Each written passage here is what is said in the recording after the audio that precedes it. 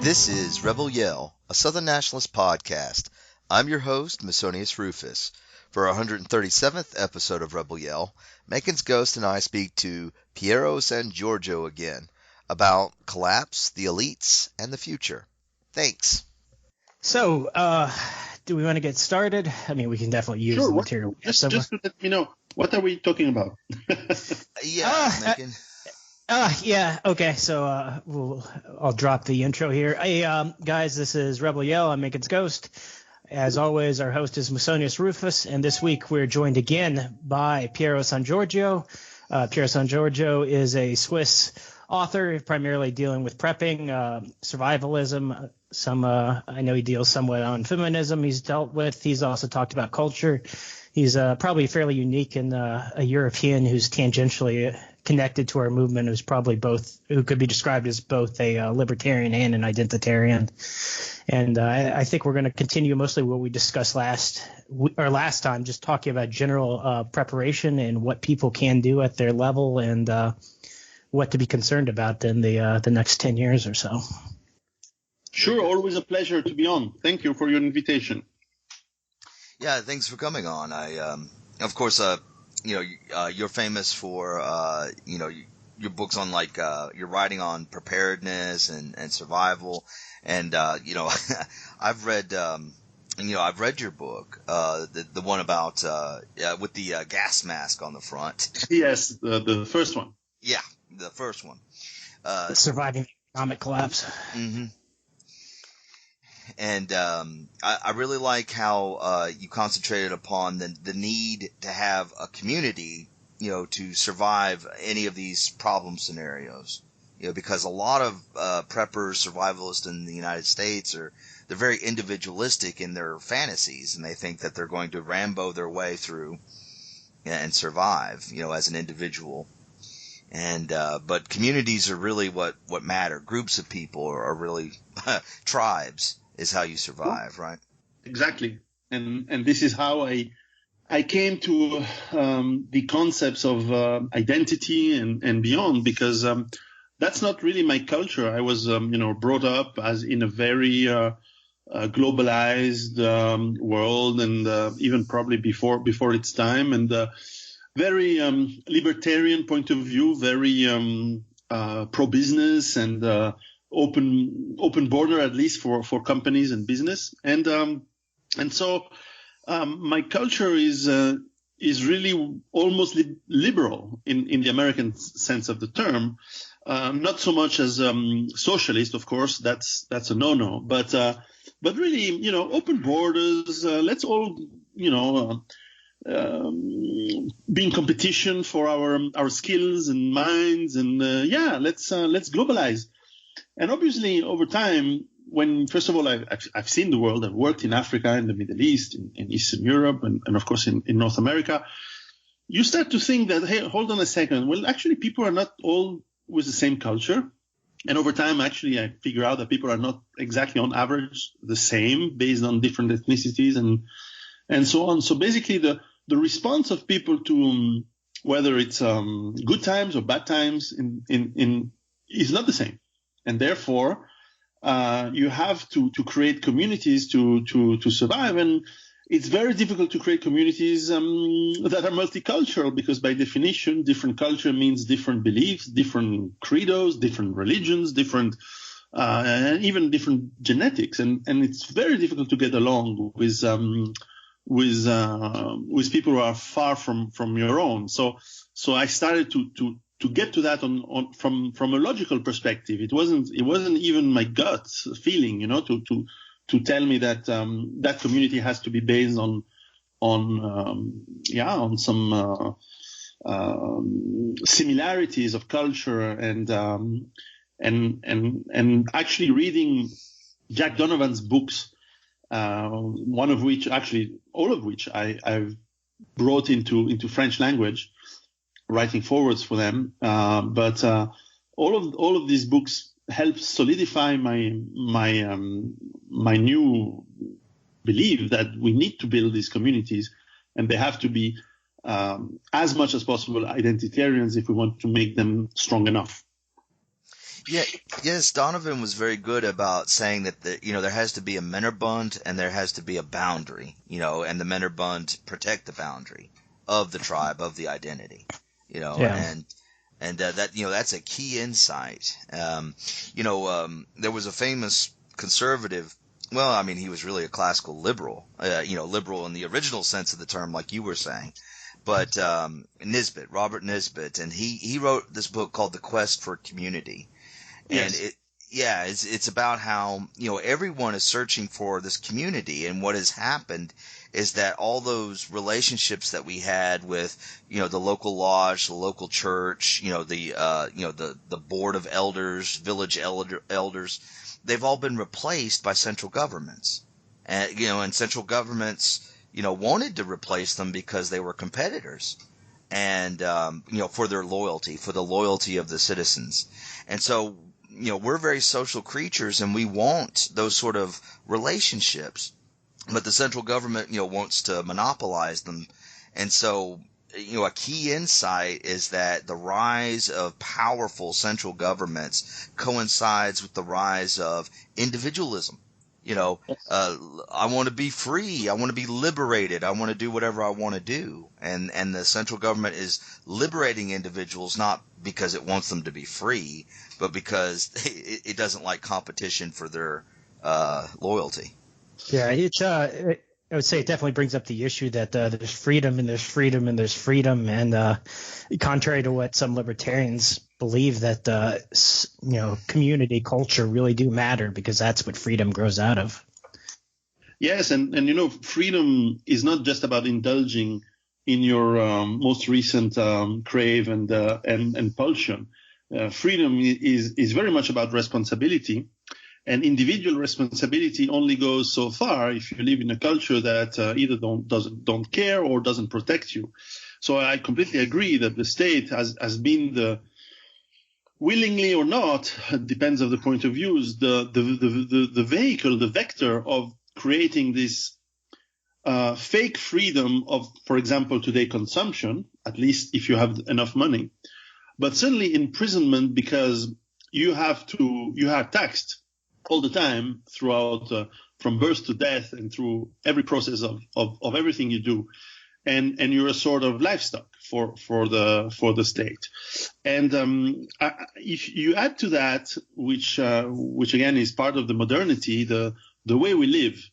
When we used to live in very small villages or very small towns, the fact that you know everyone and the fact you've known them since you were born makes the knowledge of the local ways, the local culture extremely strong, and therefore you know what you can and cannot do. And of course, and this is where, of course, there is lack of freedom in that, but it works, is that you have social control. People will watch each other and will say to whoever has a deviant behavior that is considered taboo or bad for the community, such as, for example, for a girl sleeping around. This is a no-no, because we know the problems that this will bring. And even worse is sleeping around with a foreigner, with someone from the other town, because we know that this creates potential conflicts. Remember how the war for Troy started in Homer Iliad. It's about a girl who sleeps with a foreigner. and so the social control that the small community brings increases that responsibility, but it takes the burden of the individual responsibility to the city, to the small village. And this is what religions always did. They have a purpose of social control, and okay, some people may not like it because it's intrusive, because it's yes, it does limit some of the things you can do. But it also avoids a lot of the problems, a lot of the conflicts, because once again, if I take the example of that young girl who sleeps with someone and eventually she gets pregnant, what's going to happen is that the family of that girl is going to take its guns and go to the family of the suspected father-to-be and either force a marriage or ask for retribution, whether it's monetary or otherwise. And this is what still happens today in Muslim countries, for example, because you can't afford to have a mouth to feed with no father that is going to provide any resources.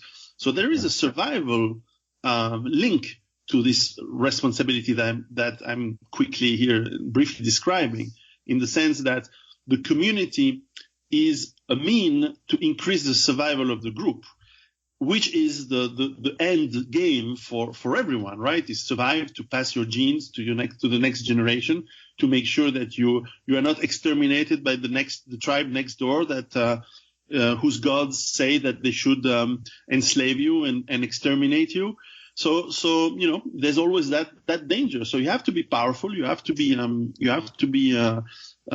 tight in your facing the enemy. This is something that is as old as the city-states in history, and of course has been repeated over and over in history. The societies that don't have the homogeneity and the structures that enable them to withstand invasion, well, they get invaded and they get slaughtered and they disappear. At least as culture, they disappear.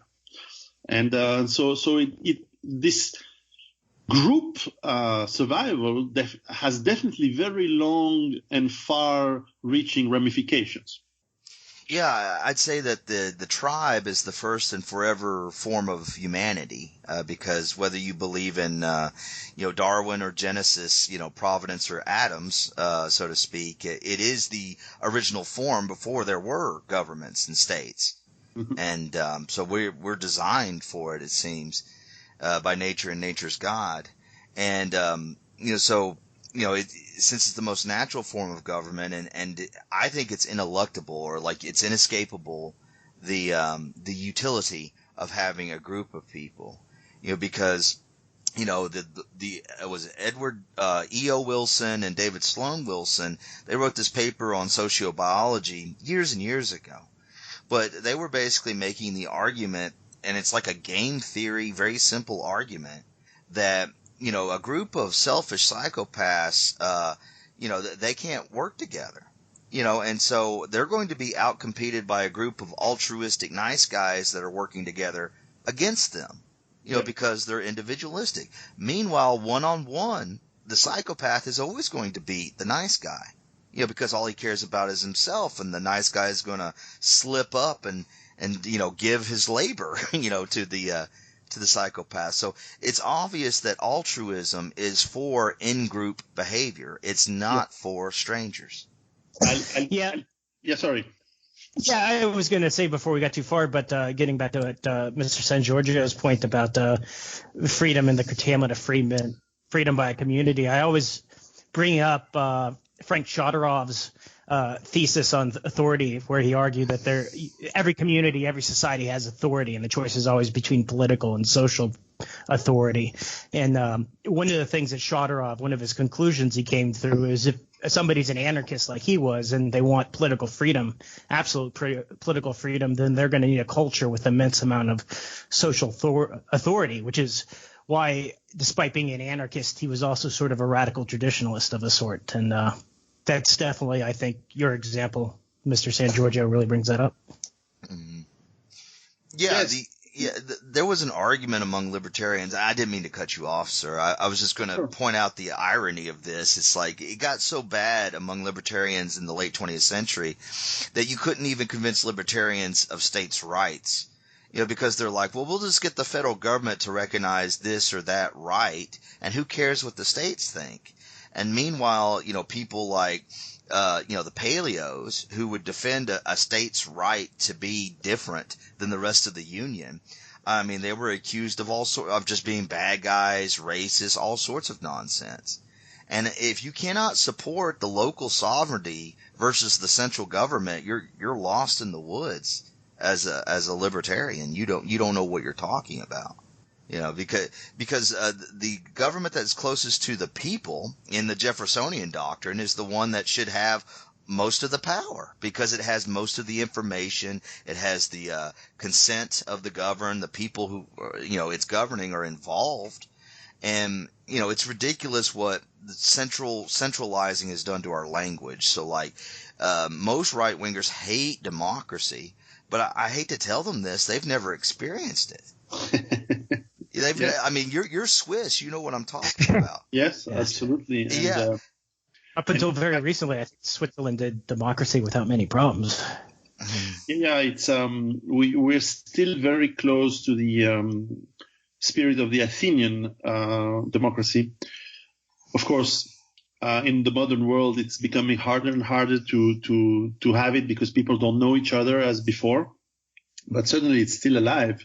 What is interesting and remarkable in this balance that one has to find between individual freedom and community is and the defense of that community, as well as the balance between being strong and collaborative, but at the same, because I'll give you an example of two civilizations that clashed and that is not well known. But in 1835, so in the middle of the 19th century, far away from all of us in near New Zealand, there's some islands which are today called the Chatham Islands, which were populated by some very peaceful islanders, very peaceful tribes of people, about maybe 2,000 people on those islands.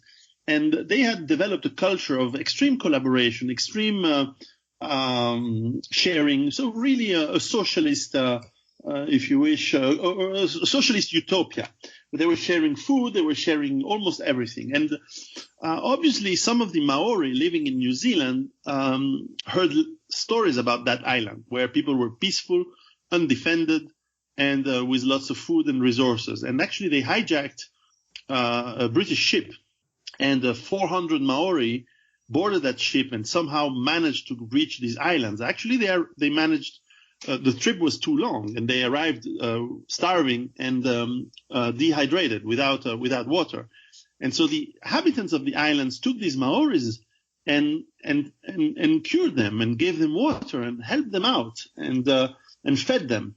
And once the Maoris were fed and they took their strength back, they told the inhabitants that now they would kill them and take everything, and they started doing that. So obviously the chiefs of these tribes said to them, well, look, you don't need to use violence. You don't need to kill us. We'll share our food. And the Maoris said, we're not here to share. We're here to take everything. And in fact, they took everything and they ate. They actually ate the population of these islands. There were only a few survivors that hid in the mountains and the forest that told the story laterwards. But they basically conquered this island for 50 years and they ate everyone. And so this is an example of, collaboration is indeed very important, but you have to be very careful that it doesn't extend to anyone outside of your tribe or your people, because then you disappear. Mm-hmm. Yeah, you should always deal with people that don't identify with you. You should always deal with them from a position of strength, or you're going to invite them to take advantage of you. And identity goes to the heart of all this. Go on, sir. No, as I said, any resemblance to a country near you is pure coincidence. Yeah, that sounds like pure fiction to me, sir. That could never really happen. Never happen. Yeah. But identity is an important function. I think it's just part of who we are. Like, I think that, we can recognize how much someone is related to us or like us, and we tend to subconsciously treat them better, without consciously knowing it. And this is probably like the natural origin of racism. And, this makes sense, if, your children look like you. Scientists say that fathers can tell if their children look like them, to make sure they haven't been cuckolded and all sorts of things. And so it seems to me like, people are worried about continental races and racism nowadays because we're living in these like universal republics, where everyone in the whole world could show up at your door. But it's really tribalism. We're designed to live in tribes, and we live in the wrong world for our own instincts. It's not really about continental races. It's about tribes. It's a very wise and actually astute definition in today. If you have to navigate in today's world of rising censorship. In fact, you actually can see within Western cultures creation of new tribes based on tattoos, based on piercings, based on fashions, and this has been going on for probably since probably a century, but it has increased recently. Now, of course, you can never say, "Oh, I want to be part of a tribe of people just like me." Therefore, you dress or you paint your body or you make whatever fashion statement that makes you being part of a tribe, even if it's a weak one. But at least you see this instinct of humans to differentiate from someone else and to create bonds through looks and behaviors and little subcultures. Of course, this is the question is where this is going, in the sense that we are facing in the Western world importing cultures who still think very much like tribes. Mm-hmm. And eventually, when you're in a world full of resources that are managed by weak people, well, as the Maori or as many other tribes have done in the past, eventually you start to plunder them. You can plunder them legally through whatever laws that you can lobby into passing, but you can also use violence. And eventually, as these resources dwindle, I think that this violence will increase, and therefore the reaction to a violence could be, well, there's one hypothesis, which is then you die, you just don't react and you starve or you get killed, or at least the man and the woman get taken as concubines, as it was for since the dawn of mankind, or you fight back, and this is what people like even if you read between the lines what Stefan Molyneux or others are saying, people fear, and I guess some other people hope, that eventually when the big tribe of the West, which has been known for being able of incredible brutal feats throughout history, wakes up again, well, a lot of things are going to change. So my job is not to wish for anything. Of course, I'm part of that tribe, that big tribe, but glorious an old big tribe in Europe, which unfortunately spent too much time fighting each other. But I think there is a big chance that this awakening is just happening right now. So I'm actually saying to my friends who are from other countries and other tribes, I say, be careful. Be careful first of all, of pushing too much, but also be careful of actually staying and living in our lands, or the lands that are traditionally ours, because the swing of the pendulum back might be something that the world has never witnessed. But it's just conjecture, of course. I think that demography is the most predictable of the social sciences. I am stealing a quote from Eric Kaufman when I say that. And yes. I think that our leaders, no matter how dumb they are, they have smart people that work for them. And so they've done the mathematics and they've done the calculations, so they know what they're doing. They know that they are replacing their constituents illegally with foreigners. They are colluding with foreign invaders to replace their own constituents. And anyway, they know what they're doing. And if you look at the future, 5 years from now, 10 years from now, 20 years from now, there's a series of events that cannot be accepted, and still maintain the American dream or the dream of the West, or our culture. And anyone who's prepared to deal with those will have a first mover advantage. And the people who there's probably going to be people who never accept it, who live in a fantasy land until the machete gangs come for them. And there's nothing we can do about those people. Let the dead bury the dead, as Jesus said. Yeah, that's very accurate. And I think that in many countries such as France, UK, and most parts of the US as well, and as well as many other countries, let's say that if turmoil such as the ones that I describe and forecast in my books happen, the first halftime is going to be extremely brutal for the people, as you mentioned, as you said, that don't understand the realities of kinship and tribe and organization. And indeed, it gives the preppers, the survivalists, the people who understand these concepts some time and space to regroup and if only to survive, that's already great for them and their families. However, what is going to happen in the second halftime is a whole different story, because we are, and I'm sure that you know that very well, that we are in a world where wars are not fought by machetes. They are eventually fought with incredible weapons of incredible power, which probably the newest one we have no idea of. And I don't think that let's say the violent tribes that might use this violence initially in the conquest of the resources that are near them in the West, they don't have access to these technologies. And these technologies are available in a few countries. And even older technologies, let's say 1970s or 1980s technologies, are available to quite a lot of countries in the West. And I'm thinking Eastern Europe, for example, or even, of course, in America, you have everything. And then with these technologies, numbers mean nothing. I wrote a book which is in translation in English, which is about nuclear, chemical, and biological warfare, and how you protect yourself against warfare, but also accidents, or epidemics.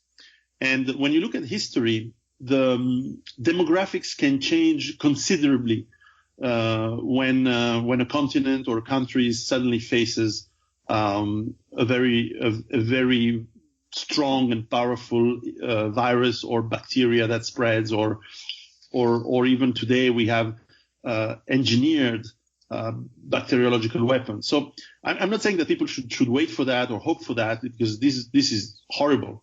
But we have to take into consideration that there are technologies that can switch completely the game around in a matter of weeks.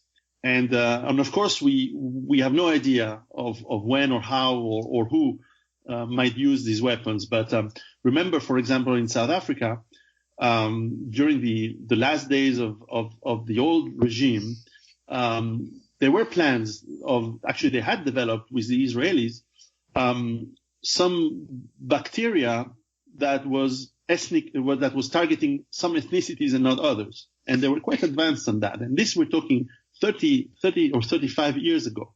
Very specific bioweapons, yeah. Yes, so you can imagine how technology has advanced, because, well, of course, South Africa has not continued that, but I'm sure other countries have. And Israel and China would be on top of my list for countries that would. Yeah, I agree. So we don't know how this goes, because sometimes, when I talk with Israeli people or people who are in the military, when they say, well, aren't you scared that you have 1.5 billion enemies around you? They're not. And who knows? Maybe they are planning something. They usually plan a lot of things, these people. You can say a lot of things, but they're very smart. Yeah, they're very smart people. Well, the Chinese are not stupid people either. The Chinese are very, very smart. Yes. That's another level. Go on, Macon. No, the comment is the Israelis, the Jewish people, and the Chinese, neither one of them are known for being passive or waiting for the problems to come to them, which is, a very Western habit, unfortunately. People are usually criticizing me when I say what I'm going to say, but we have a lot to learn about these cultures that are able to first of all, they defend themselves. They still have borders. They have a sense of pride. They have a sense of long-term planning, very long-term planning in some cases. And, you have to learn from everyone who has good ideas. I like African music. We can learn African music. It's great. Yeah. Mm-hmm. But we can learn strategy from the Chinese. We can learn to have borders again from the Israelis. And it's not, I'm Swiss. I don't care about the wars in the Middle East unless they send refugees to my place. But we can learn from what people do well. And Israel, for example, is an example. I should say it's a shining example of a country who kept borders, who is not accepting mass immigration, and who's thinking about long-term survival, and whether it leaves dead people from other tribes in its path. Well, it's not so much their concern. And can you blame them? Well, it depends on the moral perspective you have. But should we learn from it? Absolutely, yes, in my opinion. No, you're absolutely right. I mean, we want, a country, we want a tribe that actually cares about us and protects us the way that Israel cares about, its Israelis. They were shameless too, and I guess they were inspired by Switzerland when they built their citizen, their Israeli Defense Force, weren't they? The idea of an entire population under modern arms, that's basically from Switzerland, isn't it? Yeah, I don't know exactly if that was the inspiration of Jabotinsky, was the founder. I'm a buff of military history, and he was kind of the founder of he was the leader of the Jewish Brigade during the war that fought with the British in North Africa and Italy. But I think he's the founder of the Israeli Defense Force. Yeah, he created what was the Haganah, which was the Jewish agency's militia, which became the nucleus of the IDF. He also was the founder, once he was kicked out of that group, of the Irgun, which was the nucleus of what later became Likud. Yeah. Very far right people, in fact, and they have. They went to historical sources such as the siege of Masada. They went to the Bar Kokhba revolt. They went to seek into their history any traces of something that could help them build a nation state with people in arms. And in fact, I think they push it probably a bit too far, in the sense that even the girls, even the women, when they have to go into the armed forces, which I understand the cohesion of the countries. I understand that in terms of cohesion. I'm not sure that in combat women are. It's a big topic, but I'm not sure that women are necessarily in combat units. Although they defend themselves, of course. I was going to say the Israeli army, because they make a big deal about having female combat, actually Americans make a big deal out of Israel having combat soldiers. They have female infantrymen, but they're segregated into 2 battalions. And those 2 battalions, they didn't see combat for the first time until a few years ago. And in a country that's been at war for 70 plus years, the fact that they're just now getting in firefights should tell you how segregated they were. So they're essentially segregated out of any action. Well, you guys are talking about this. I'm thinking of modern Israel's history politically. And, the truth is that modern Israel was mostly founded by people who didn't like Jabotinsky. It was founded by a bunch of commies and socialists, and they thought that religion was going to go away, But they were still willing to do the whole nation under arms thing. Because it seems like, nationalists are neither left nor right. They have a dual code that makes them unpredictable like that. I mean, like I said, Jabotinsky's movement eventually became the nucleus of what became Likud. So it's on one hand, the country was largely built by people who were opposed to him, but the same way, his faction had a habit of basically dragging the country, kicking and screaming in the direction they want. People forget that the Israeli War of Independence was not something that most Israelis wanted, but the 2 militias, the Irgun and the Stern Gang, that were affiliates of Jabotinsky's guys, essentially kicked off the war on their own and drug the Haganah into it. You know what? I bet they don't do. I bet they don't say, Jabotinsky, he's just one of those fascists, and I denounce him. Because the biggest roads in Tel Aviv is named after him. Jabotinsky Boulevard, which is just below the Rothschild Boulevard, which is a big road. Which is ironic, because he literally was a fascist. I mean, he was associated with the Italian Fascist Party. The Israeli Navy, their officers were trained at the Beitar Naval Academy in fascist Italy. So, In fact, by the way, I just finished it. I'm just going to be slightly off topic, but it's related. I just finished my first novel, which is set. It's basically the story of my grandfather living through the 20s and 30s in Italy, and that's the first half of the book, let's say. And what's interesting is that the fascist party was extremely dense in the beginning with Italian Jews. Italian Jews bankrolled, and more important, because bankrolling is one thing. I mean, you can bankroll all sides if you want to make sure that you get advantages. But in fact, there were members and fighting members, street fighting members of the fascist party in the beginning. And I was not to cut you off, but the March on Rome, at least 200 of the fighters in that were confirmed as being ethnic Jews. And of course, in Italy, the Jewish, the very small Jewish culture that was present in Italy was probably like in Germany, quite integrated in the culture. And actually they were extremely shocked when Italy passed the racial laws of 1938. But anyway, that's not the story of the novel, but certainly it gives a perspective of the times where there were some political movements that are completely inexistent today, at least not in any sizable form, that during those times, especially after World War I, created a dynamic that indeed you do find in even in modern day Israel, and where indeed someone like Jabotinsky or many other of the officers of those times are absolutely not reviled today.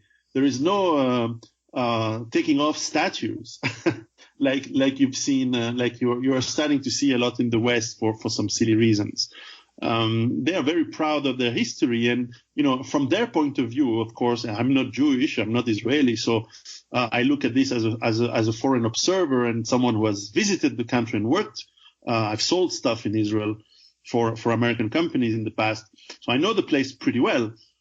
So I can see it as an observer, and what I'm saying is that they do have this sense of tribe, although it's complex, and you gentlemen seems to know the country and the history as well pretty good. So as you know, it's not a monolithic block, but it becomes a monolithic block when they are attacked, or where they believe to be attacked, which is most of the time.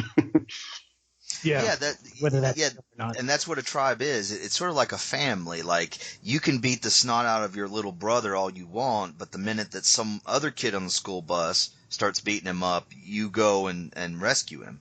You know. Yeah. Me against my brother, me and my brother against my cousin, me and my cousin against the world. Yeah, it's a Bedouin saying. Yes. Which is the source of which is a very Middle Eastern original philosophy, and it makes sense in anthropologically when you are living in semi-arid or desertic areas, you are not going to stand and discuss and haggle, and if someone touches your resources, or the people who are key to maintaining your resources and your power. You strike back very hard. You don't go to a court. You strike back. And by the way, this is where it comes to, you mentioned Switzerland, which has this idea of citizen soldiers, but also being European, we have this idea of the rule of law. We have this idea of settling disputes through a process that is fair and balanced and doesn't require the pure strength, where one tribe is bigger than the other, therefore they rule. No, we as all European and American enlightenment and development, actually going even further to the Roman and Greek legal systems, we have developed this idea where tribe is good to some point, but eventually at some point you also have to settle disputes through others, and which is a great strength. However, in today's world, that strength is being turned against us and is being used and abused because now the law is above the interests of the state. It's above the interests of the people that are composing the state. And in fact, you have suffered in the United States since the 1960s Immigration Act significantly because of that. And we are starting to suffer significantly because of that in Europe as well. The law has been turned against us.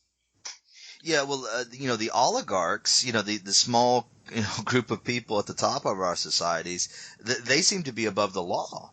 Hillary Clinton, violated, laws that other men are in jail for right now, in prison for, and but nothing will ever be done, for and so it's like, I agree with you. The night. But, at any point, if we put any of these policies up to a national plebiscite, the American people would vote to close the borders down yesterday. Because the majority of the United States, of the people living in the United States, do not want open borders. However, the purpose of the U.S. government seems to be to prevent democracy, or to prevent the majority from getting their way. And to include Spanish-speaking Latinos. Yeah, I mean, Latinos are like, this is a good racket. I don't want more people here to dilute my benefits. And, so. That's very true. Yeah, well, and think of any of these policies that Trump ran on, nationalists run on. I think they're wildly popular. I think they have majorities. But the oligarchs, whether it's, the government in the people that in the EU government, or the United States government, the British government, like Theresa May, what was her purpose for the last couple of years? To prevent democracy. A majority of her country said, I want to leave the EU. So she's like, okay, I'm going to do everything I can to prevent that. That's basically and she came from. Yeah. Yeah, and she came from the party that ostensibly wanted that. Yeah, well, which is like, she's the ultimate bait and switch. Yeah, well, they claim that this is about democracy, or this is about law.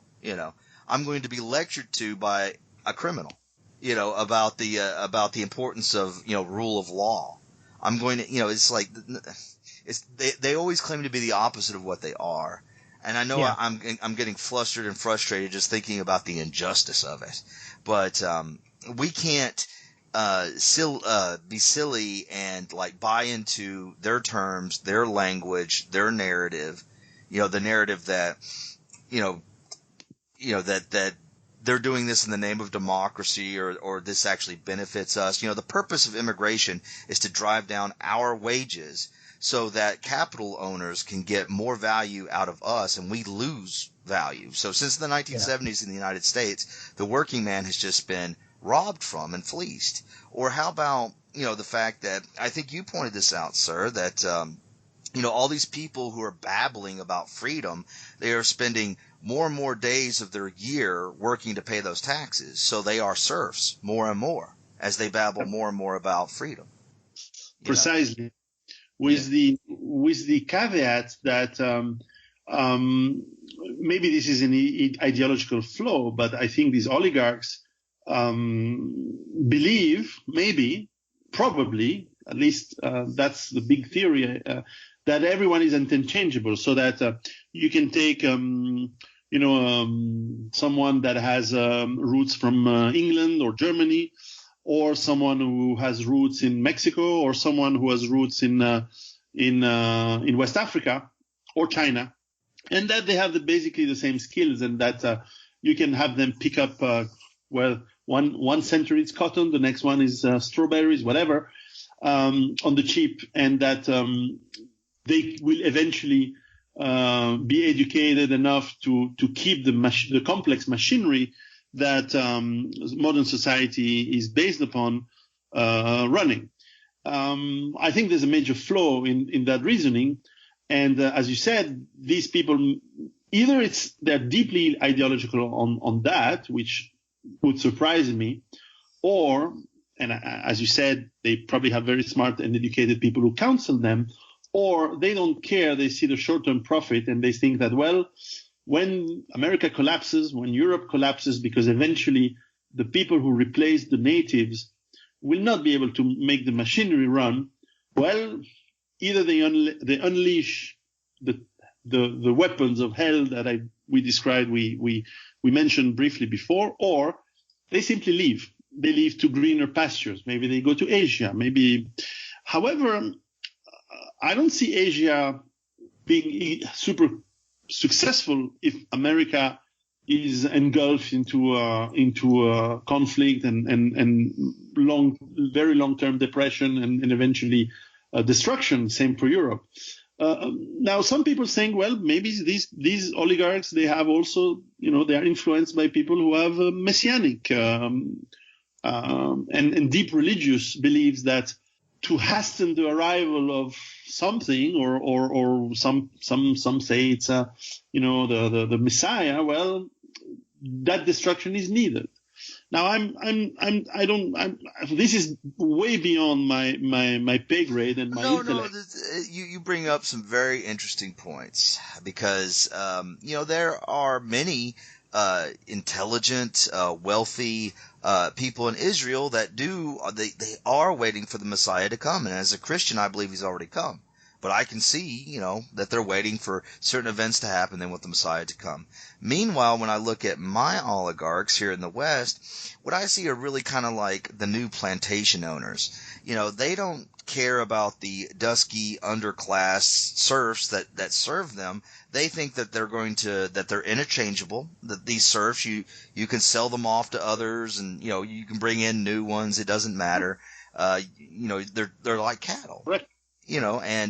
So the oligarchs here in the West, I think they probably think that can go on forever, that they will all, they'll all converge and intermarry each other, these richest people. They are converging on something that's, post-Christian and there's a lot of Jewish ethnicity in there. And, they'll become, good and solid, be a good solid aristocratic class to rule over the globalist serfs. And, maybe the people in Israel have a very different idea. They have a messianic sort of idea. And, of course, Russia and China are not about this idea at all. Of course, you have to qualify in the sense that, for example, in Israel, and of course we can leave Israel. Israel is much closer to a normal country than what a lot of people think, and I think that there is a lot of oligarchs who originally are Israelis or Jewish, who actually don't care about Israel that much. For them, it's a step. It's an important step. It's a historical step. It has nostalgia to some historical past, but they don't really care because people, and indeed most people in Israel, I'm going to exclude some of the religious ones, but even they are cut into thousands of different schools of thought. Most Israelis, they think about their day-to-day life and their own country's, survival and richness, and just as you and me probably think about our own country's success in a very fair and normal and rational and humble way. Some of these oligarchs, in my point of view, are also probably crazy from their wealth, crazy from their lifestyle that enables money with no morals, no boundaries to get them so powerful that they are, as you mentioned, above the laws, and which is proven to them daily, enables them to have extremely qualified counseling from legal, tax evasion, you name it, to enable them to surf the world and go around the world with no constraints, and I think humans are probably not wired in the brain to go with such a hubris on a day-to-day life, and probably gets them I'm trying to find the word in English, and in Greek it's they are disequilibrated. They are without limit. They are without boundaries. They've gone mad. Yes. Yeah. Simply put, that's it. And they use that. They use this. And as we know, even the worst criminals, they rationalize their deeds, saying, "Oh, but I did that for good." So you have people who say, "Oh, but I want the best I want to create the paradise for the workers. And if I have to kill millions of people to do that, well, it's worth it, no?" and people say, "Oh, we want equality. This is great. And if we have to kill millions of people, isn't it worth it? Equality, isn't that a great dream?" So I personally always, I stay away, and I'm extremely wary of people who want other people's best. Be responsible of yourself is already big, but you have to be careful of people who want other people's good. It's usually the worst criminals. And yes, you're right. The oligarchs, I tend to agree with you. The most probable explanation is indeed that they believe that they can do this because it's great for them, and there's some greater good that is taken out of it. But I think that for the reason I explained in my books, right, we are at the brink of collapse. The world cannot continue this way. Yeah, I think I see your point. Yeah, there is probably absolute like madness among the among the 1%. I guess I was kind of blind to it because I tend to think of the progressive class. You know, all those white-collared progressives that are always talking about the latest progressive crusade. I tend to see them as like useful idiots, court historians. And that, you know, real power, you know, their job is just to provide an excuse for the powerful to rule, you know. Mm-hmm. But if the powerful themselves, if they're not realistic and, you know, realpolitik, then, you know, it is disconcerting to think they've gone mad. You know, George Soros has an Esperanto last name. You know, that was a universal language that was supposed to replace all languages. I think it means to soar or something, you know, to fly. And, you know, and that's interesting to think that this man, since he was very young, and he's a very rich man who bankrolls a lot of terrible anti-nationalist policies, but he's been, you know, a universalist since he was a kid, you know, reading Esperanto, you know. Maybe he really believes in it. The education that some people get when the ideology some people get is when they're children or from their masters or when they're at school or in private education in this case is this can stay with you a long time and then you know you have some people say that we also have some genetic culture that takes generations to change. It's hard to say. It's very difficult to especially, for example, I have 4 kids, and I try to teach them to think on their own, to think rationally, to certainly find their own ideas and thoughts out of logic, reasoning, facts, evidence. But I see other people who don't go through this effort with their kids. They just say, well, God said that you have to kill the infidel. Okay, that's simple. It's very simple, and it gives them a power that my kids don't have, because my kids will say, well, hold on a second. Maybe he's actually not meaning that he wants to actually kill the infidel, because I wouldn't do it. So it gives them a more powerful thought process, but it's a weaker survival mechanism because it takes longer to get to the conclusion that the infidel wants to kill me, therefore, or actually he thinks I'm the infidel and he wants to kill me, therefore I have to prepare accordingly to that as well. So you see what I mean? Sometimes the more evolved cultures, they try to use the strengths of the reasoning and the power of using facts and evidence and science when they face people who don't think the same way, and they act very fast and brutally, and it's sometimes it's troubling. No, yeah, I see what you're saying there. Yeah. I was going to say Westerners, but Anglos especially have this tendency to project their values on everybody in the world, and again, it's an extremely Anglo thing just to bring up that people from South Africa, South African Bantus, or South Indians might have different values because they have different metaphysics and a different way of looking at the world is suddenly a heresy in our culture. And as you said, it's Isn't for modern logic to work, you have to be willing to say some people just don't look at the world the way you do. But isn't that what diversity is about, right? Well, exactly, right? I mean, sometimes you have to throw diversity back in the face of the people who are claimed to be for diversity until they realize it.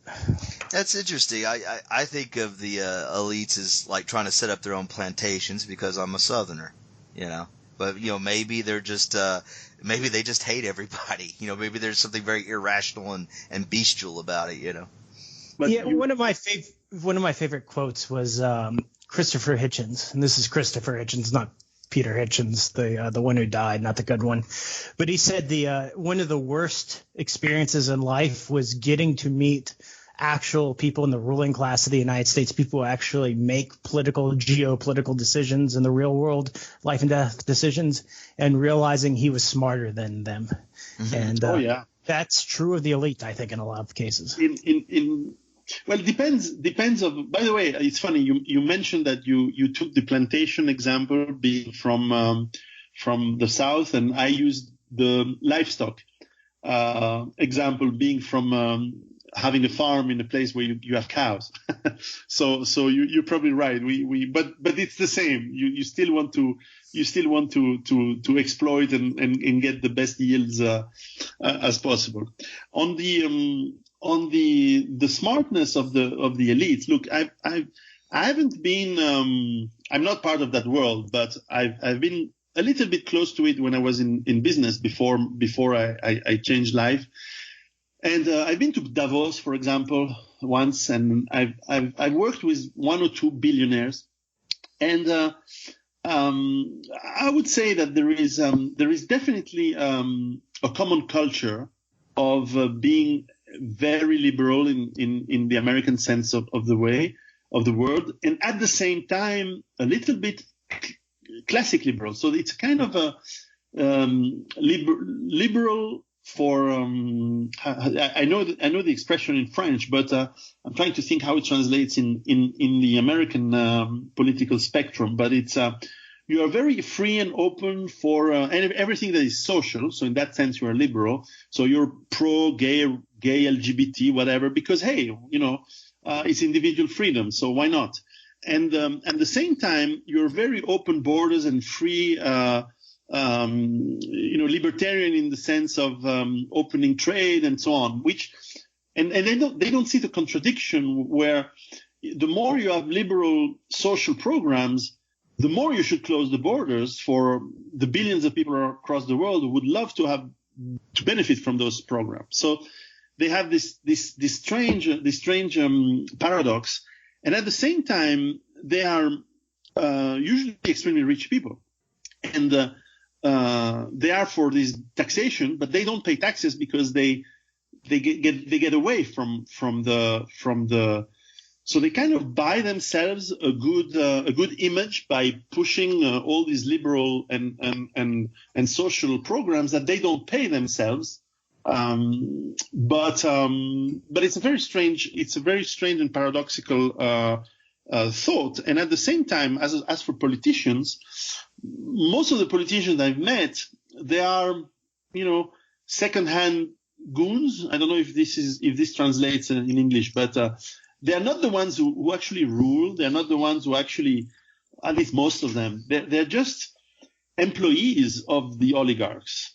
They are put in place whether they know it or not, and usually they are reminded that they owe the oligarchs their jobs, and they are in the positions of control. It's not power, but it's or they are in the political positions because some is for the money, some is for the perks of the power, some is because they are controllable by the oligarchs and by the what I think is commonly called now the deep state, in the sense that often it's people who have skeletons in the closet that are extremely bad, and they absolutely have to obey so that these skeletons are not put in the public spheres, and therefore they're very obedient. So there's a combination of all that, of people who have ideology, people who are real power over politicians, and politicians who are executing orders and agenda. And in some cases, the agenda is going on for generations. It's not just, let's be liberal now. No. The liberal culture, the culture of Marxism has been around since the 1930s in American universities and has just been increasing little by little until now it's in the mainstream. These processes take a long time, and some people, the communists, the socialists, have an agenda that has spawned over 2 or 3 generations now. Yeah, I like what the communists called it compromat or a compromising material. And I like, that's a lot of the conspiracy theories, because we have a show on the occult and conspiracy theories. They're like the ghost stories of us, of the political right here. And but a lot of those conspiracy theories involve like, pedophiles in high places, that sort of thing. And you're like, there would be no greater compromising material than to know that your politician that you control is a pedophile and you can burn him for it, And look at Hollywood, the stories that came out little by little and that start to come out, and the number of pedophiles. At least that's something that it seems that President Trump has been pushing, is the arrest and of quite a lot of rings of pedophile people. Where that is going to lead, who knows? But certainly, this is absolutely certain that politicians are controlled in one way or the other, and you actually want these guys. I mean, if you put yourself in the shoes of the oligarchs, this is the guys you want, because you can do anything you want with them. You don't want someone who has morals. You don't want someone who has values and a spine. And in fact, if you put yourself in the other way, if you're someone who has morals and who have spine, you don't want to even get near this swamp, this horrible, stinky world, because they will. Because first of all, it's really horrible people. It's a world of compromise. And it's dangerous because they will attack you. They will smear you. They will tell lies. They will dig into your past. It's horrible. Who would want to do that? So I don't see any. And I had a little bit of hope when Trump was elected. Maybe he bought us a little bit of time, but I have lost all hope for political solutions in the short run. We will have to collapse or suffer through something major before we wake up and the proverbial John Connor comes back and comes in and leads us into something. Or maybe there will be millions of small John Connors, if you take the reference. Yeah, Terminator. Go on, Macon, if you want to ask something. No, I agree with you. I mean, a lot of this comes back to the issue of the long-term goals, which I think we all agree on, is community building, and to a caveat to that is developing leadership within people within our communities in terms of the long-term goals. Yeah, I like what you said there, because I noticed that people, or our people especially, they have a real inside the system bias in their thinking. So they really think that they're going to get enough propaganda, they're going to change enough minds, they're going to get the right people elected to Washington and Bern and wherever, and London, and that they're going to change the system from within, take it over, and then impose their values using the state, impose their values from above. And there's so many things that can go wrong, and I'm pretty sure that the system is designed to prevent you from doing exactly that. So you need to have a strategy outside the system where you can succeed. And success doesn't mean, being famous. The journalists are our enemies. Why talk to them to become infamous and famous? Our goal should be to have healthy families, to have good schools, basically they're all local goals, to rebuild these institutions that have been taken away from us. And that's an outside the system strategy, because you're saying that this, you can do privately, you can do as groups. That it doesn't really require the permission of millions of people that you've never met, to do this, which is what you do when you go to the government, to the central government. So, I'm not saying just pursue a pure outside the system strategy, because, the Amish or the Hutterites, these colonies of people that already do this, one day someone's going to come after them and gobble them up, but we need to have an outside the system strategy, and that needs to be the primary strategy. And then if we get involved in, spreading our ideas, or maybe even, try to convince some some politician in Washington to do something differently, well, that's just a little bit of the inside the system strategy that we do as like a rear guard action, to muck up the system. And I like the military analogy in the sense that sometimes, yes, you need to have retarding. It's probably not the right word in English. You have to have slowing down actions to occupy as much as you can the field, but at the same time you prepare the next technology, the different. You change the rules of the game. And in fact, something that is, for example, you mentioned communities and tribes, and as we started the discussion, we talked about how to work on that. Well, for example, there is a lot of religious congregations, churches that a lot of people have abandoned to the left and to converging thoughts, and that's why a lot of people are leaving these churches and being disaffected. So this demoralization also has been touching, at least in Europe, the Catholic Church has been completely hollowed out from any meaningful action, and as well as people following it.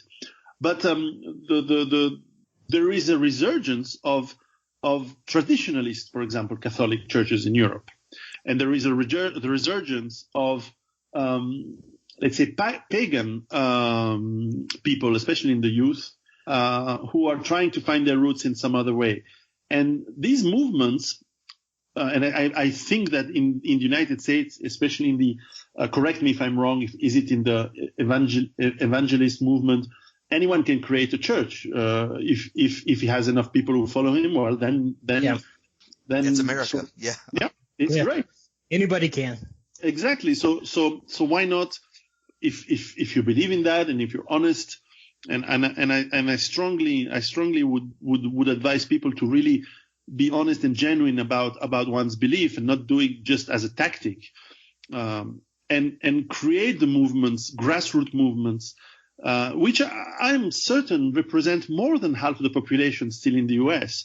When we before we started recording, for a lot of people who listen to us from Europe, let's say, United States is not Los Angeles, San Francisco, and New York. United States is the flyover country. It's the people who still have, they really work hard. They have values. They have, and most of them are from European, but they're also very honest, hardworking, very nice people from Latino origins that have been there for centuries, who feel, Americans. That's one thing, but they are part of those communities, and so it's not immigrants from the 60s. It's people who've been around. And I've been in New Mexico, and there are people who have Spanish names who have been there for 3 centuries. Their families have been there for 3 centuries. And anyway, you like in Europe, you do have people who are not 100% European, but they've been around for so long that it's okay. It's fine. We're not. I don't think we need to be. We're not in the position anyway to be very choosy, but we have to be very strong on the values. We have to be choosy on the values, on the beliefs, on the abilities to work hard to create these communities again. And I think there is quite a lot of people who look for this, because let's face it, the consumeristic world, the hedonistic lifestyle, which is very strong in the cities. No one wants that. No one wants to have a kid that is troubled by the fact that he doesn't know which bathroom to choose. No one wants to have a daughter who makes money on webcams on some porn site. I mean, no one wants that. This is abomination. This is no father, no mother. Well, mothers, I'm not sure, but at least no father wants that from their children. So we have the basic. It's the right time to create a new moral revolution, but moral, adding the tribe element into it. And I give hints on that in my book, but it's not of course it's not the main focus. But I think the time has come for that, not just in the US, not just in Europe, but in all countries that have good values. And I often think that when we talk about immigration, I always say to people, look, it's not about rejecting the individuals or even the culture of the individuals that try to come here. The point is to say, well, all people who love their nation, their country, and their people should have their nation and as much as possible a homogeneous people and culture. So I am happy when I meet an African nationalist who want to have free Africa. I'm happy when I meet someone from Asia who wants to have his tribe to be free and thriving. Great. But I want to also be allowed to see my tribe, whether it's European denominations or the American ones or Australians and so on, to be thriving and happy and find its own way without having to be forced to work as a slave in the plantation you described before. Yeah. Well, I mean, I agree with you because, you know, when you have that sort of honesty where it's like, I don't want to be you, I want you to be yourself, and then me and my family, you know, we're going to have our own thing going on. And, you know, there's a certain honesty that can occur between the elders of such tribes. You could have treaties with such tribes. You could say, you know, if one of my people gets lost in one of your territories, well, we'll pay a bounty, you know, for his safe return. And you can have treaties with such people. You can't with the revolutionaries, you know, with the people that think that we're all going to become, you know, the rainbow transhumanist or something. No treaty with them will ever be respected. But like, say, you know, you have a white enclave and there's a black segregationist or black nationalist group. You could probably keep a treaty with them. There could probably be an understanding, and you would probably agree on a lot of the same values.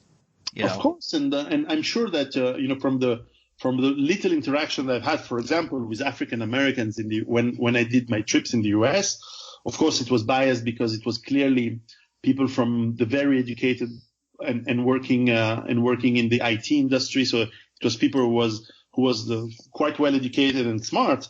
When you talk to them, they agree, and the older ones who have the historical perspective, they say that. I remember this teacher in the Washington D.C. area who said, "Well, look, in the 1950s, our divorce rate was the same as the whites.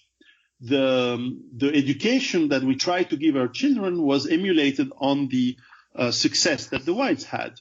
Now, whether they would have succeeded, I don't know." But certainly there was a very healthy attempt to go the way that the whites had success in America, which is to work hard, have a family, stay married, don't drink, send your kids to school, and things will get better.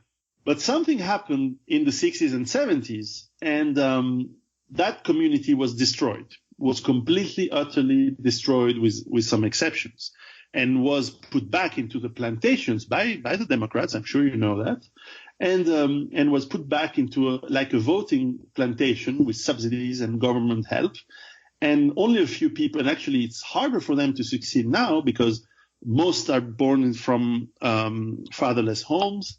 A lot end up in jail. Crime has rocketed through the roof.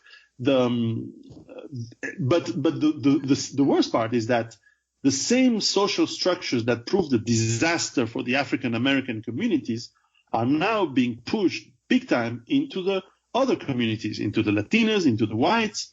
Probably the Asians are probably the most difficult ones to they are resisting better, but they will also get caught and we start to see this destruction of everything that holds communities together spreading across the world into Europe, now we have the same problem in France, the same problem in the UK, and that means violence in the street. That means predation from one tribe onto another.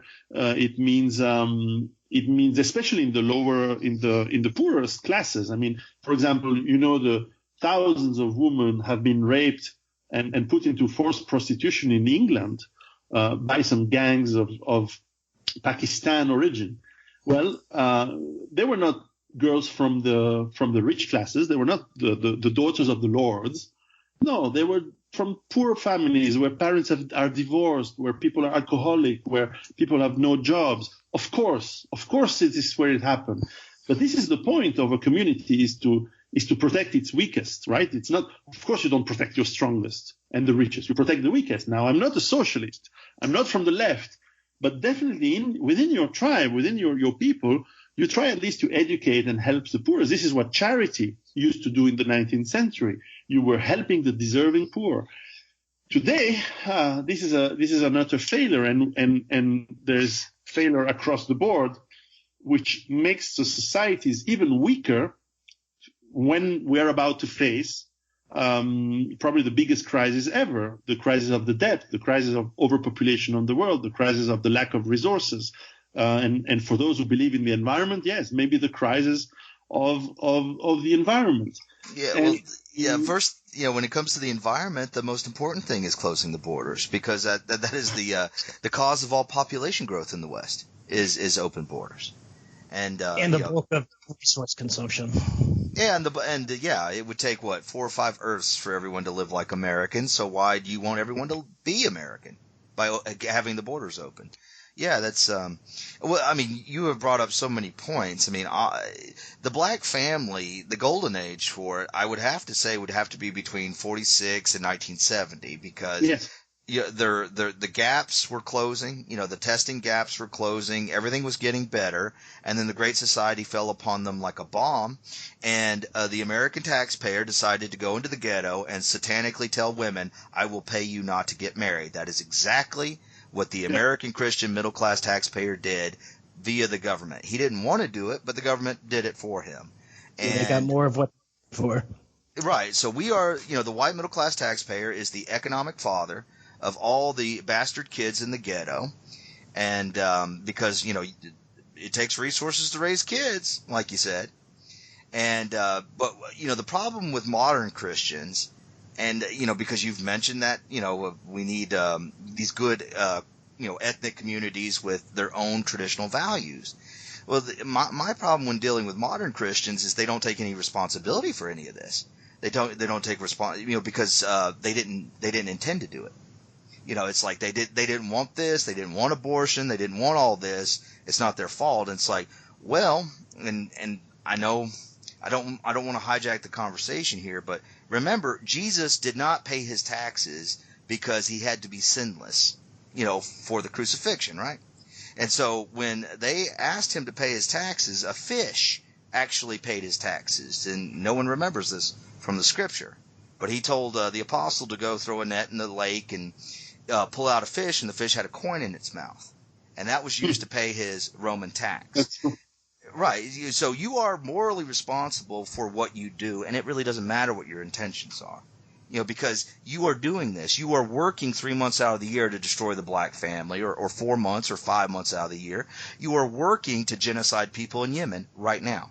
Absolutely. American taxpayer. You are morally responsible, and I don't want to hear about how you have good intentions and that you're saved by grace and that works don't matter. No, Jesus says you have spent 5 months out of the year serving Satan with your body, and that is a sacrifice to someone who is not God, and you are morally responsible for that. So, and I don't mean to get all fire and brimstone here, but it seems to me that Christians need to be forming these communities as a way to get their sacrifices going from Caesar and the Antichrist and George Soros and those sort of people, and to get their sacrifices going to their people, their schools, their churches with their values. You have to form an alternate state, a state within a state.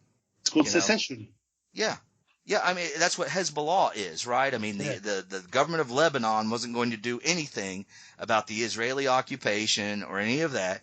So Iran saw its opportunity to get an ally in the region, started paying, money, and a bunch of Muslims, got together and they formed a non-government organization that would do construction, it would do schooling, it would, prepare the militia for the next Israeli occupation. And I know the Israelis hate it. I know that America and the Saudis hate it, because, our alliance hates the Iranian, Syrian, Hezbollah alliance. But what they're doing is good for their people, and they don't need the government to do it. Yeah. Hezbollah also provides security to a lot of Christian minority groups in Lebanon as well, which is part of how they've been able to grow their movement. Sure. And it could be that it was indeed very opportunistic, but certainly it worked. It is. But you're correct. I would say not to cut you off, and to say all politics is opportunistic to a degree. Yes, absolutely. And indeed, I think people should read about the Hezbollah is whether one likes it or not, whether one agrees with the religion they are part of, that's irrelevant for the study. One should study the way they did, because this is the way you create a nation. This is the way you create a state. And what's interesting is that Americans live in a country that has had, of course, the War of Independence, which is a secession from the British Empire, and they had, of course, the secession, the Civil War, that was based on I think very interesting grounds. I mean, whether it's far in the past, but if you study history. Obviously, who rules the country? Who makes the laws? Are you part of something that will, tax you without in unfairly way? All these questions came up in America at least twice, and this is something that when I talk about secession, I usually mention that it has to be mental first. It has to be in your mind. You have to understand, as you brilliantly summarized, you are paying for the war in Yemen, and as Europeans and Americans have paid for the murder of Gaddafi in Libya, and therefore we have paid for, and we are paying for, the invasion of Europe and America by migrants who came from those countries that has been destroyed by the oligarchs using our money, or at least our money as a collateral for even borrowing even more. So there is clearly no innocence in this war. And by the way, I just realized that this is what the Muslim terrorists say about us. They say we attack your people in your cities, we kill civilians, but they're not innocent. They are part of the system that bombed Iraq and so on and so on. So, okay, I don't agree with them, of course, but there is a logic in what they say. And it's the world is so complex today that we always come back to this idea that at least what you should do is for you and your family and the connection with the people that you consider friends and that you can build something with has to be started small, has to be started locally, because it's too much, it's too late to change the world. You have to change a little bit yourself. You have to gain freedom by autonomy, by being as much as possible self-sufficient for water, for food, for your employment perhaps, for health, be as healthy as possible, try to find the healthiest lifestyle possible. Of course, it's relative to where you live, to the geography, the kind of work, the skills that you have. And if it's not possible, learn new skills, develop your knowledge, learn to defend yourself physically, and so on. And of course, we go back to the creating the tribe, create the community, the network, the people that will help each other. This is a life's work. This is not something you can do in 2 weeks. This is not something you can buy into. You have to do it little by little, day after day, with the kind of long-term commitment that we, Caucasian people are good at these things. We are good at long-term planning. We are good at hardworking, at hard work. We just have to be a little bit less altruistic. That's for sure. Mm-hmm. Yeah. Schmidt said the friend-enemy distinction is something that needs to be applied. Carl Schmitt, brilliant guy. Yeah. Well, it's an opportunity. If you are an entrepreneur, this is social entrepreneurship, because every crisis is an opportunity. So what we're saying here is there's a huge market for this, and no one is smart enough to produce the product for it. So what if you were one of the first people to produce the product for it? People want community. Okay. Well, and corporations are people that can do nothing wrong according to U.S. law. So, form a corporation and start providing community services. Yes, yes, absolutely. People who listen to us, do it. There's the problem is the world may not collapse the way I expect it to collapse. In the meantime, and if it doesn't collapse, make money. Use this beast, this Leviathan. Milk it for as much as you can by doing something that is useful and meaningful for you, and that is morally in synchronicity with what you strongly believe in yourself. And people who listen to us, maybe some may be Christians, some may be atheists, some may be pagan, whatever. It doesn't matter. What is important is that you are you create a new world in your mind and in your deeds that is honorable and that is respectful and that gives meaning to your life. And in the end, what is interesting is when I interviewed some people in Turkey for a project that I have in the future. And of course, these people are Muslim. But what was interesting is that they were having the same, because they have the same problems. It's just that we never think about that. For example, before the migrants get into Europe, they get into Morocco or Turkey. And do you think they behave nicely in Morocco or Turkey? Well, not really. So, of course, the laws are applied much more brutally in those countries because they don't have the left in power. But certainly, I was talking with these Turkish people who want to defend Turkey. They say, we don't want to have our country overwhelmed by people from all over the world. And they had almost the same discourse that we may have here. And while from a completely different religion, most of 90% of the values that we talked were the same. And guess what? We respect each other. We say, well, we may not be from the same religion. We may not be from the same creed. We're certainly not from the same tribe, but we are honorable men and we respect each other. So yes, as you said, we'll have a truce maybe. We'll have some deals. We'll have some accords. We'll have some even some trade. Who knows? But at least we are honorable. We're not slimy, pitiful politicians that will do anything for a buck. Yeah, we've seen similar issues with Mexican nationalist groups along the border states. Because so many of those camps, or migrant caravans, end up setting up camp in their communities, and they're especially not happy with that. Oh, by the way, I think Turkey, didn't they adopt the Swiss Civil Code as their own? Ataturk did. They adopted their civil laws from your country, I believe. I remember that there was it was the French institutions and the Swiss Code, and it has evolved since then, but. It's Ataturk Turkey is again, people should study. It's a very, very interesting country.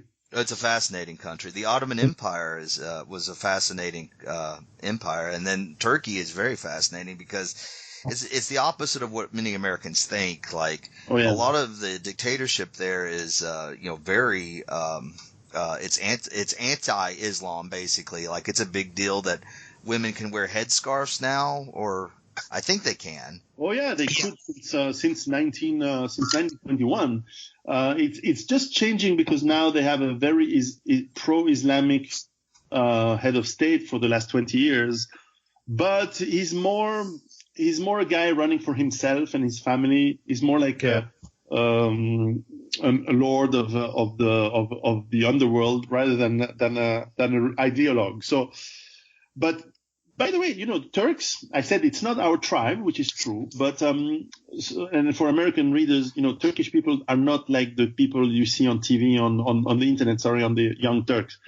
It's much better people.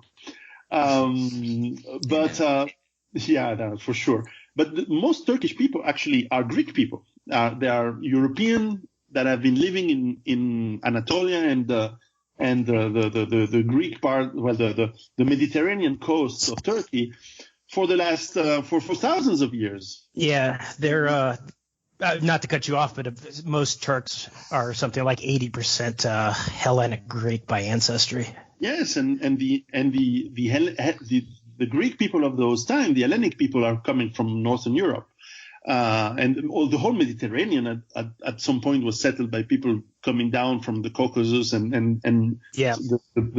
Let's say where is White Russia today, and they just got absorbed, or actually they absorbed the conquerors, which were Mongols, which were Huns, and so you have this 80% European and probably 20% Asian of Northern Asia. And it gives them a distinct culture, very pragmatic. So they took Islam because it was a great way to consolidate power, much better way than the shamanistic beliefs from Central Asia, which were clearly not made for urban civilization.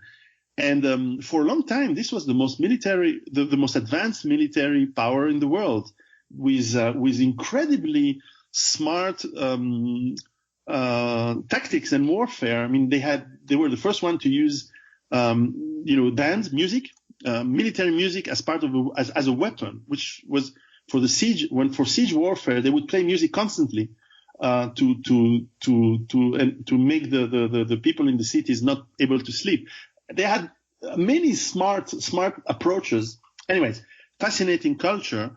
And it's definitely not it's not like the Saudi culture. It's a completely different civilization. So when people say that the Muslim world never created a civilization, well, the Ottoman Empire is definitely a very advanced civilization.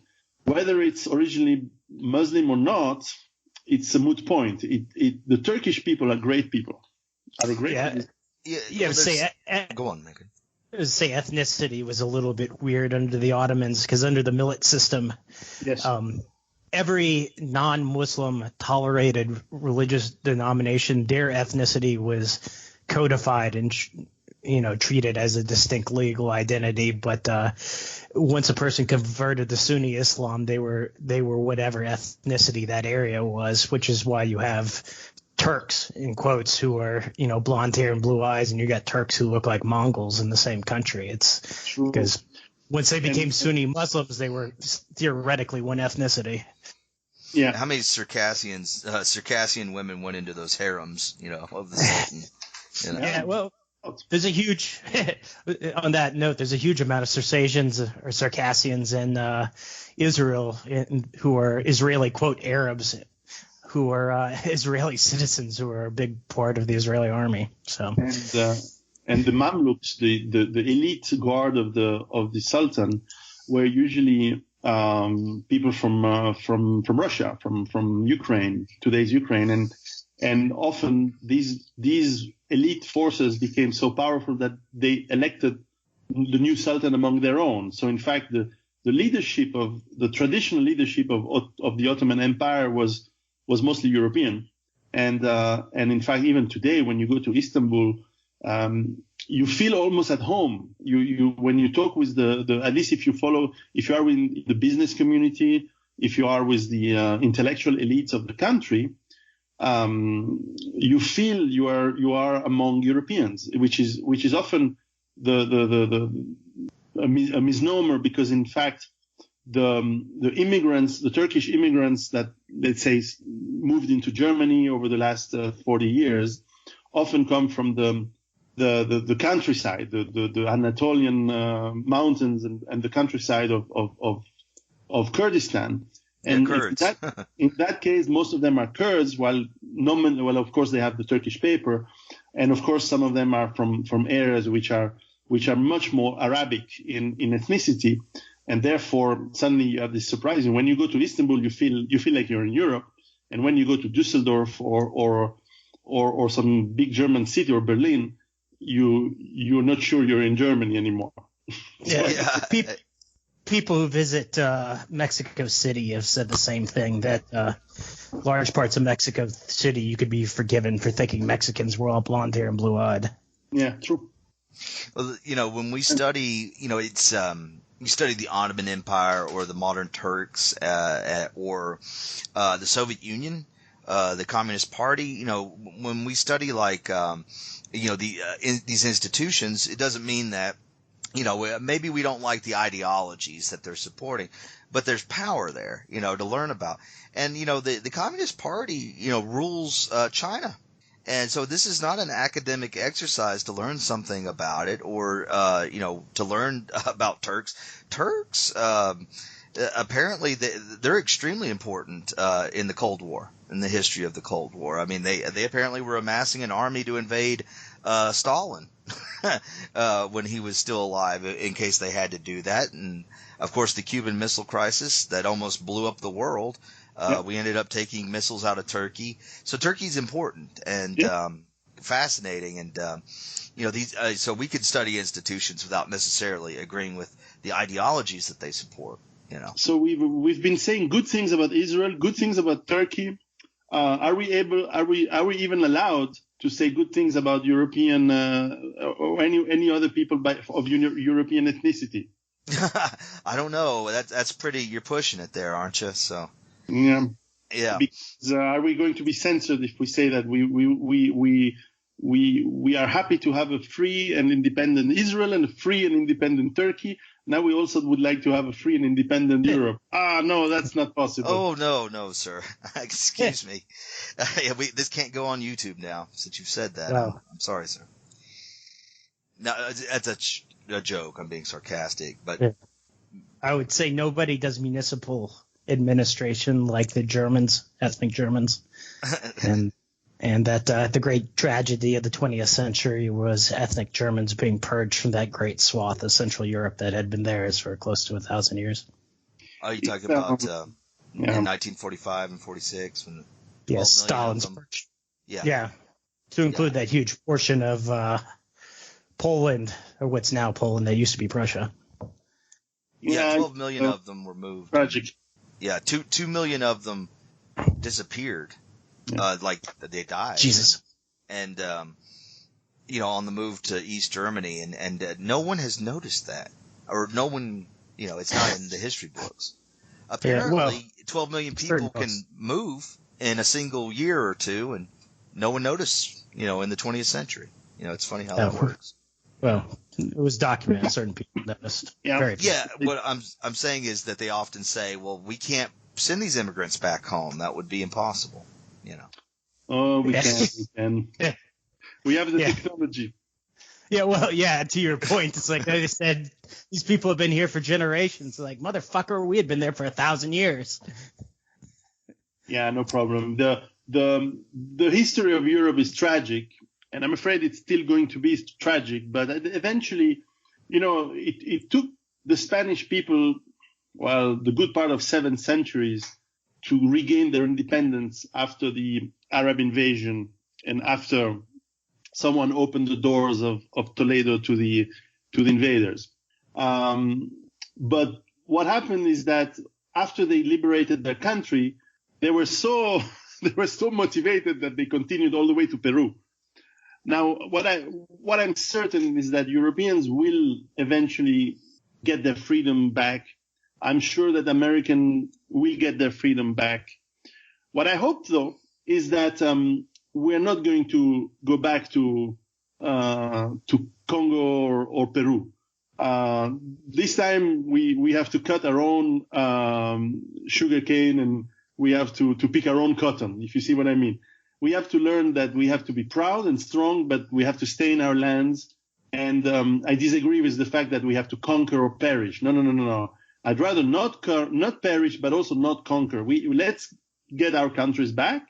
Let's trade with other people across the world. If 1% of our people eventually end up mixing, fine, but not the kind of mess that we're in right now, which is very close to the definition of genocide that even the United Nations have.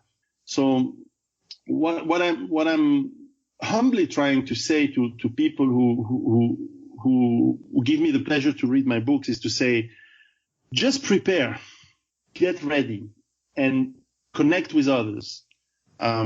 It's not about grand schemes but keep in mind that eventually your future is to have again your country and your freedoms. The mindset and the action that follows it don't mean that you have to have these grand plans of just do your part, because that you can do. Changing the world, it's impossible. It's not going to be you. It's not going to be me. It's going to be a byproduct, a result of millions of people doing a little